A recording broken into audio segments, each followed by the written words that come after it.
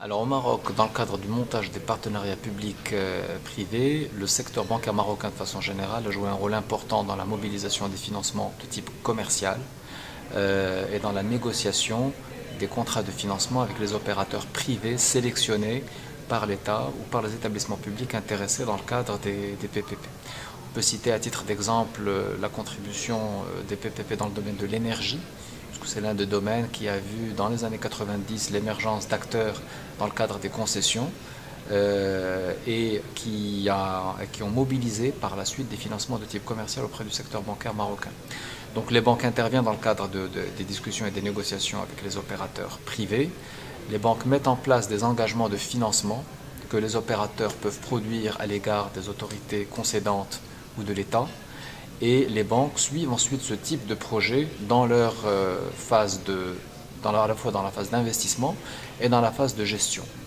Et les financements étant souvent en dirham, les banques assurent également la gestion opérationnelle des comptes et la domiciliation des recettes, des revenus et toute la gestion, si vous voulez, opérationnelle du projet dans la phase d'exploitation. Et cette mobilisation de financement en dirham est particulièrement intéressante, importante pour le Maroc dans le cadre de la neutralisation du risque de change. Et également, on a vu, donc depuis le début des années 2000, à la faveur de ces grands projets PPP, qu'ils soient dans le domaine de l'énergie, mais aussi dans le domaine des délégations de services publics, de distribution d'eau, d'électricité, mais aussi dans le transport, on a vu donc à la faveur de ces projets une montée progressive en charge de l'expertise des différentes banques marocaines impliquées. Elles l'ont été dans des syndicats marocains, dans des consortiums marocains, mais elles l'ont également été dans le cadre de consortiums maroco-étrangers avec des bailleurs de fonds internationaux ou multilatéraux, ce qui a permis donc globalement une consolidation de la place du Project Finance comme levier de financement des projets PPP au Maroc. Je pense que le retour d'expérience a été positif dans la mesure où il a permis l'amorçage de projets structurants. Je reviendrai encore sur le secteur de l'énergie, puisque aujourd'hui, à la fois dans les grandes centrales thermiques conventionnelles au Maroc, certains des grands projets d'investissement ont été financés à travers des mécanismes de PPP. On est en train d'observer aujourd'hui un élargissement du domaine des PPP au secteur des énergies renouvelables. Et vous savez que le Maroc est engagé dans un programme très ambitieux de développement des énergies renouvelables dont la contribution dans le mix énergétique doit doubler à horizon 2020. Et à cet égard, les PPP seront un levier de développement privilégié. Nous avons vu également, comme je l'ai mentionné, les PPP actifs dans le domaine des délégations de services publics, d'eau et d'électricité, de distribution d'eau et d'électricité, dans le domaine du transport. Et aujourd'hui, on peut tirer un premier bilan positif dans la mesure où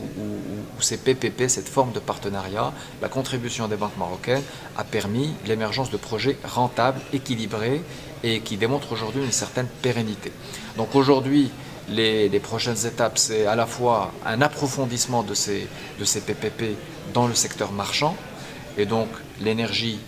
consommera beaucoup de ressources, là aussi, mais aussi le transport, mais aussi on voit à la faveur du projet de la régionalisation, car le Maroc aujourd'hui a fait le choix de s'orienter vers une régionalisation avancée et une dévolution de prérogatives élargies à la région, qui deviendra plus forte et qui se verra dotée de prérogatives importantes, avec une agence qui lui est rattachée pour développer l'investissement à l'échelon local. Et donc probablement nous verrons dans les prochains, en tout cas c'est l'enjeu, dans les prochains mois et dans les prochaines années, la collectivité locale, le financement des territoires et le secteur non marchand émerger comme un défi pour le secteur des PPP au Maroc. Et donc là aussi, nous devrons trouver des modèles originaux, adaptés pour le développement de PPP équilibrés et rentables. Et le secteur bancaire devra trouver des réponses. Alors aujourd'hui, l'avantage que nous avons, c'est que le secteur bancaire marocain fait valoir de bons fondamentaux bilanciels, économiques. Aujourd'hui, les bilans n'ont pas été impactés par la crise financière internationale et nous avons des ressources longues à mettre à profit des PPP. Mais probablement, il va falloir combiner ces ressources locales à un recours au marché financier local qui soit obligataire ou à travers la titrisation, mais aussi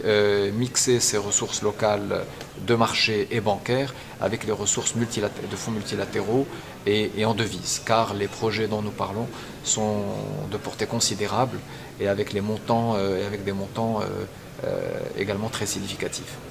Aujourd'hui au Maroc, lorsqu'on regarde les premières conclusions du rapport sur la régionalisation avancée, la mise à niveau des régions, des collectivités et des territoires sur le plan social, éducation, santé, loisirs, fait apparaître des enveloppes de financement à mettre en place de l'ordre compris entre 130 et 210 milliards de dirhams au cours des prochaines années. Donc on parle d'enveloppes qui tournent autour de 15 milliards d'euros en moyenne, et vu l'importance de ces financements, il est à prévoir que les PPP viendront justement décharger l'État du fardeau financier, d'une partie de ce fardeau financier, en le mutualisant avec le secteur privé. Et donc probablement il va falloir qu'on puisse trouver à travers les PPP des mécanismes de partage de l'effort de financement et de partage des risques pour répondre aux besoins des populations et dans les secteurs sociaux en particulier.